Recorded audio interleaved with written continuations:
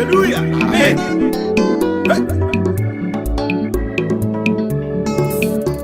Boafo yemo akwaba edeba Great Boafo Company Limited. Gas cylinder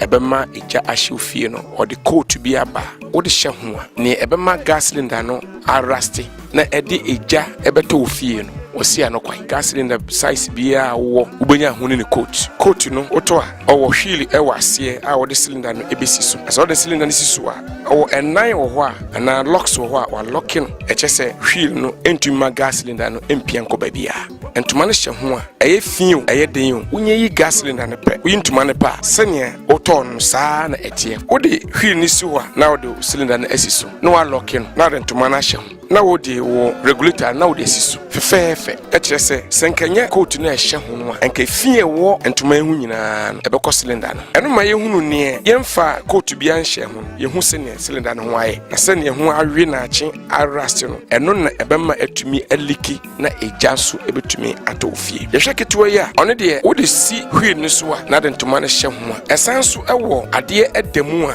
ensu a ebesone egu gas no cylinder no ho na ebema na arrest anase ebedum wuja na aduane ehuru a ebedum wuja ode chance bi atum plate bi atum ensu no sugumu a owia wama so na ohwe wade egu fefefe Boafo woni Great Boafo Company eninsa wo so the numbers 0246 478 630 and 0578 003 272 Great Boafo Company Limited or say japa se beto ofie die osi anokwan Great Boafo Company Limited your number one helper.